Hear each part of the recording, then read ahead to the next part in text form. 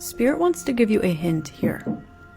This is going to be where two of your spiritual gifts intersect. This is going to be the intersection of your ability to remote view and your clairsentience. This is going to be at the culmination point of your clairvoyance and your clairaudience. This is going to be where you feel the auric field and where you have synesthesia. This is going to be the combination of two of your spiritual gifts, where they intersect. This is going to open up something huge for you that you're going to be able to leverage in a way that has not been seen before in wherever it is that you think you would find it.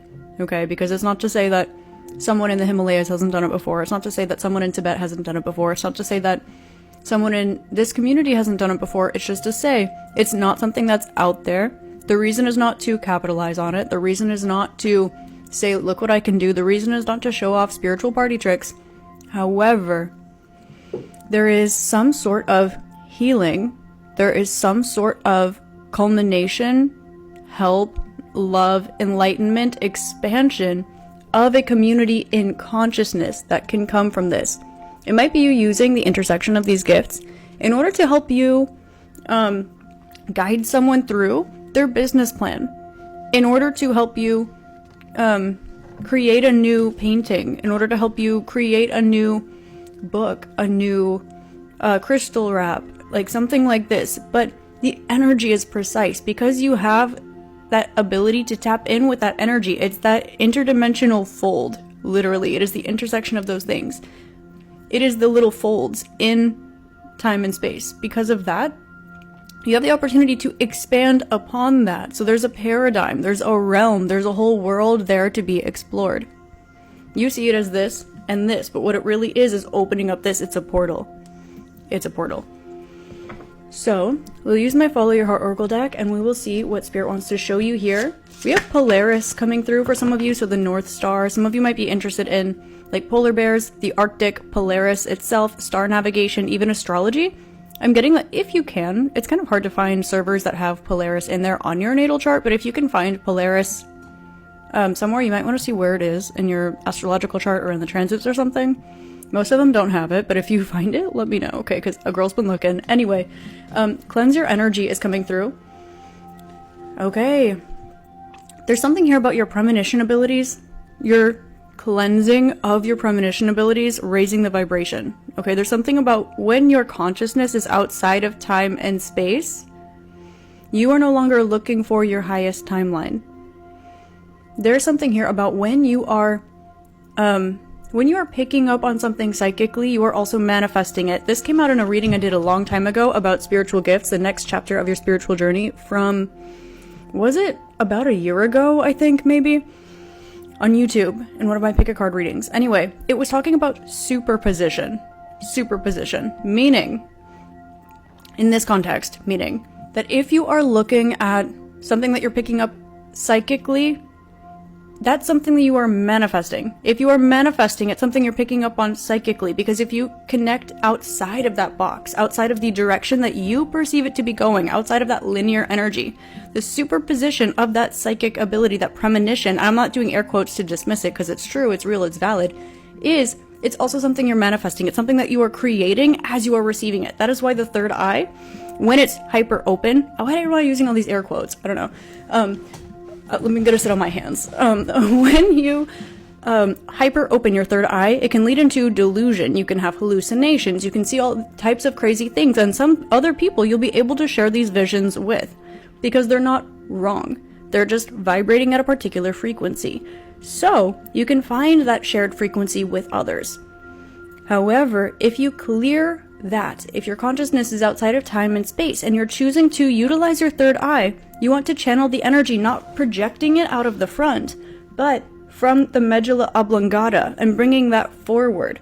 So you will have a higher level of consciousness and you will be able to have more understanding of what's going on and also more control over and less interest in spiritual phenomena pertaining to clairvoyancy.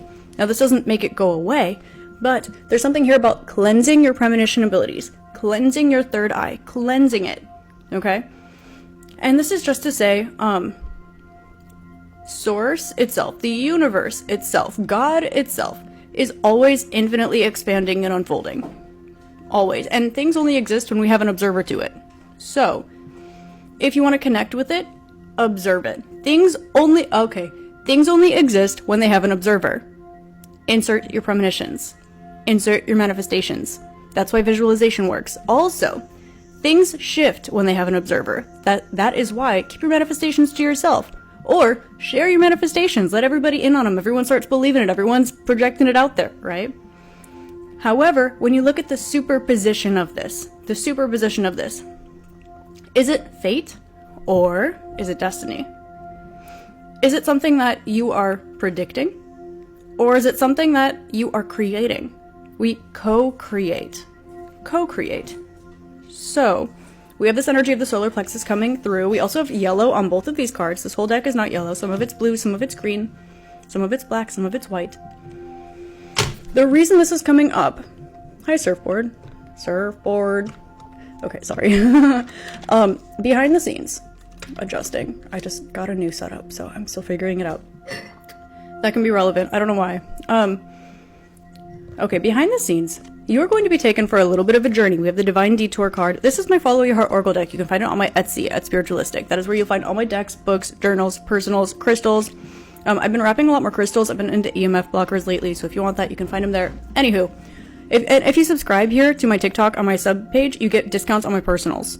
So that's definitely worth it. You get a big discount. So with the energy transmutation, you are right now working on transmuting. It's like within that superposition, it can be this way, it can be that way, it can be this way, it can be that way, right? But the transmutation of not this, not that, but the energy in between. Going back to the astrology, going back to Polaris, going back to what isn't usually considered.